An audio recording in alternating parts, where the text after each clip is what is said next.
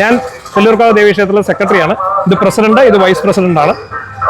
തെള്ളിയൂർക്കാവ് വൃശ്ചവാണിഭം നൂറ്റാണ്ടുകൾ പഴക്കമുള്ള ചരിത്രപ്രസിദ്ധമായ മധ്യ തിരുവിതാംകൂറിലെ ഏറ്റവും വലിയ ഒരു വൃശ്ചിക വാണിഭ മേളയാണ് ഇവിടെ നടക്കുന്നത്. നമ്മളിപ്പോൾ നിൽക്കുന്നത് തെള്ളിയൂർക്കാവ് അമ്പലത്തിലെ ഏറ്റവും ഭാരവാഹിത്വം വഹിക്കുന്ന 3 പേരെടുത്താണ്. ഇതിന്റെ ശരിക്കുള്ള ചരിത്രവും കാര്യങ്ങളും ഒക്കെ ചേട്ടന്മാർ പറഞ്ഞു തരും. നമുക്കൊന്ന് കേട്ടു നോക്കിയാലോ. ചേട്ടാ പറഞ്ഞോ. തെള്ളിയൂർക്കാവ് ഭഗവതി ക്ഷേത്രത്തിന്റെ ഈ വൃശ്ചവാണിഭത്തിലേക്ക് ആദ്യമായി കുമാർ നഴ്സറിക്ക് ഒരു സ്വാഗതം ഞങ്ങൾ ചെയ്തു. ഇവിടെയാണ് നമ്മുടെ 41 ദിവസം കളവെഴുത്തുന്ന പാട്ട് നടക്കുന്ന പാട്ടമ്പലം. അതിൽ 41 ദിവസത്തെ കളത്തിന്റെ കാര്യങ്ങളും അതിന്റെ വിവരണങ്ങളും കളവെഴുതുന്ന ആള് തന്നെ പറയും. തെള്ളിയൂർക്കാവ് അമ്പലത്തിലെ ഏറ്റവും വിശേഷപ്പെട്ട പരിപാടികളിലൊന്നാണ് കളവെഴുത്തും പാട്ടും. 41 ദിവസമാണ് ചടങ്ങ് നടക്കുന്നത്.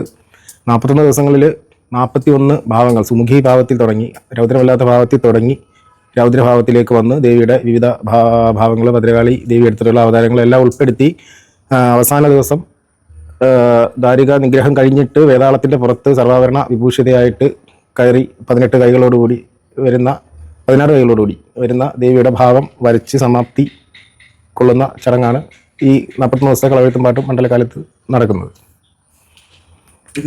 ഈ അതായത് വേതാളത്തിനെ കണ്ടുമുട്ടുന്ന സമയത്ത്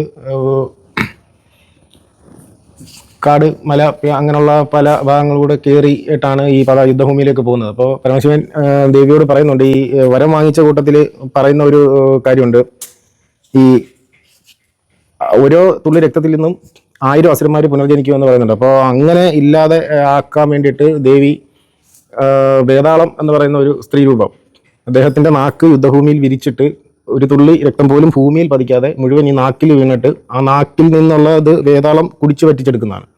അപ്പം അതിനു വേണ്ടിയിട്ട് നിന്റെ യാത്രാമധ്യത്തിൽ നീ കണ്ടുമുട്ടും എന്ന് പറയുന്നുണ്ട്. അങ്ങനെ ആ യാത്രയുടെ ഭാഗമായിട്ടുള്ള പല പല രംഗങ്ങളാണ് ഇങ്ങനെ ചിത്രീകരിക്കുന്നത്. കാട്, മല, പുഴ, ഇങ്ങനെ ഓരോ.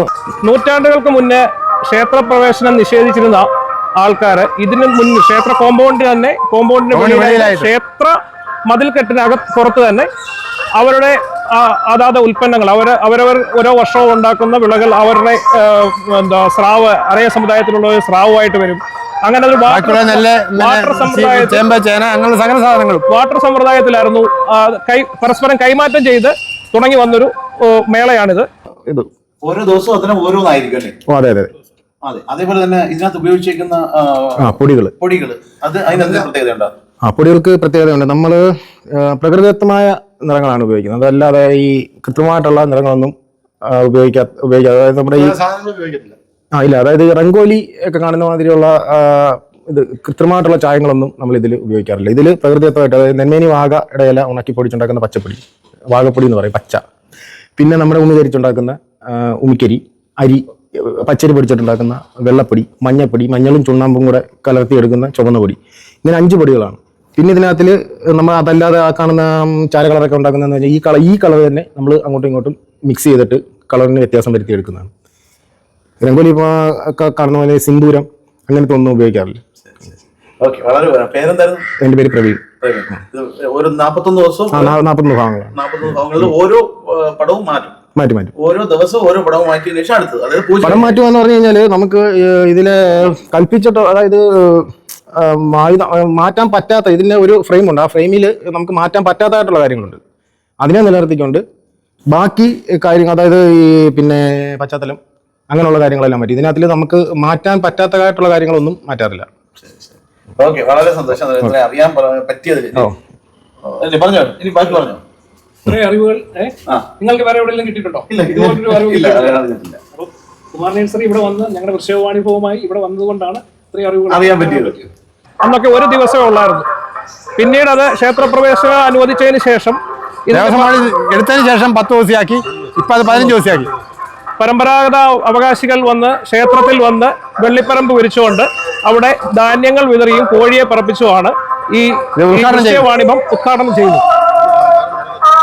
പിന്നെ ഈ ആചാരങ്ങൾ മുറതെറ്റാതെ ഇപ്പോഴും നടന്നു വരുന്നു. പിന്നെ ഇവിടെ ഇതിന്റെ ഒരു പ്രത്യേകത എന്ന് പറഞ്ഞു കഴിഞ്ഞാൽ ഈ സ്രാവിന്റെ ബിസിനസ് അല്ലെ കച്ചവടം അല്ലെ ഒരു ആചാരപരമായി അത് ചെയ്യുന്നത് കേരളത്തിൽ ചിലപ്പോൾ ഇവിടെ മാത്രമേ ഉണ്ടാവൂ. അത് ഇങ്ങനെ വന്നാണ് ഈ ഒരു വാട്ടർ സമ്പ്രദായത്തിൽ നിന്നും മാറി ഇപ്പോൾ അത് നല്ല രീതിയിൽ ഒരു വലിയ ബിസിനസ് കമ്പോളമായി മാറി വരുന്നു.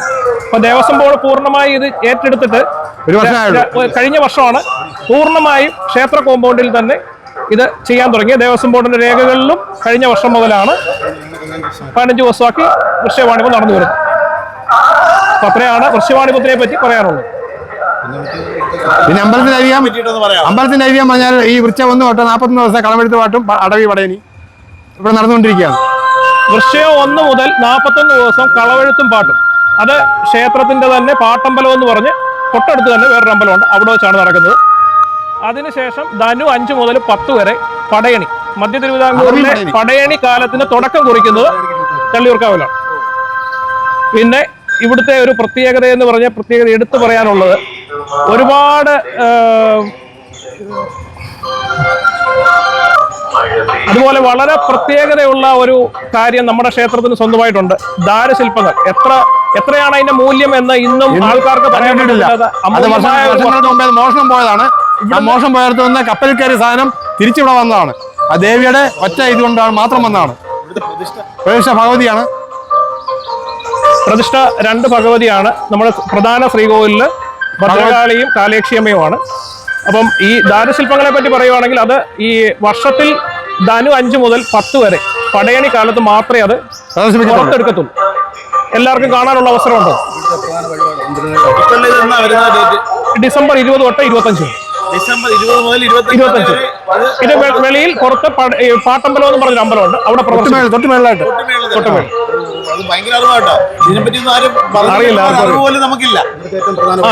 ഇവിടുത്തെ ഏറ്റവും പ്രധാന വഴിപാട് പന്തിരുനാഴി. പന്തിരുനാഴി അടയാണ്. അത് അടവഴിപാടാണ്. അതാണ് ഏറ്റവും മെയിൻ ഇവിടുത്തെ പ്രധാന വഴിപാട്. ഒരു ദിവസം ഒരാൾക്കാണ് ചെയ്യാൻ പറ്റുന്നത്. അത് ബുക്കിംഗ് അത് കിട്ടണമെങ്കിൽ നേരത്തെ ബുക്ക് ചെയ്യണം. അമ്പലം എവിടാണെന്നും അമ്പലത്തിനെ പറ്റി എവിടെ കാര്യങ്ങളൊക്കെ അറിയാൻ വേണ്ടിയിട്ട് ആരുടെയെങ്കിലും ഒരു നമ്പർ കൊടുത്തു കഴിഞ്ഞാൽ സഹായമാണ്.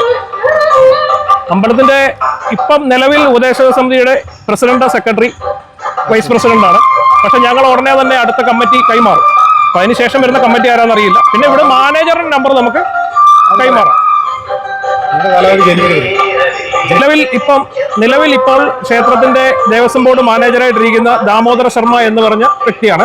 അദ്ദേഹത്തിന്റെ നമ്പർ 9496262567. ഈ നമ്പറാണ് 67. ഈ നമ്പറിൽ വിളിച്ചാൽ പറ്റുന്നതാണ് കേട്ടോ. അതാണ് ഇതാണ് നമ്പർ. ഒന്നുകൂടെ നോട്ട് ചെയ്ത് വെച്ചോ. ഈ നമ്പറിൽ കോൺടാക്ട് ചെയ്ത് കഴിഞ്ഞാൽ നിങ്ങൾക്ക് ഇത് കറക്റ്റുള്ള ബാക്കിയുള്ള കാര്യങ്ങൾ അറിയാനായിട്ട് സാധിക്കും. അതിന് ഇത്രയും നേരം സഹകരിച്ച എല്ലാവർക്കും ഒരിക്കൽ കൂടി ഹൃദയം നന്ദി. അതിന് കുമാർ നഴ്സറിക്കും ആദ്യമേ ഞങ്ങൾ വെൽക്കം പറഞ്ഞിരുന്നു. ഒരുപാട് സന്തോഷം. വീണ്ടും കാണണം. ഓക്കെ. ഇത് ഞങ്ങളുടെ കാലാകാലങ്ങളായി കടന്നു വരുന്നൊരു സമ്പ്രദായം. 41 ദിവസം അത് ഇവിടെയുള്ള ഓരോ കുടുംബത്തിന്റെയാണ് ഓരോ ദിവസത്തെയും വഴിപാടായിട്ട് നടക്കുന്നത്. അങ്ങനെ നടന്നുകൊണ്ടിരിക്കുന്നത്. ലാസ്റ്റ് ദിവസം 40 ദിവസം വീട്ടിൽ ഓരോ കുടുംബക്കാരുടെയും 41ാമത്തെ ദിവസം കരക്കാരുടെയും ആയിട്ടാണ് നടക്കുന്നത്. ശരി, ഓക്കെ. അതിന് ഒരുപാട് സന്തോഷം. ഇത്രയും വിവരങ്ങൾ തന്നതിലും ഒരുപാട് സന്തോഷം. ഓക്കെ.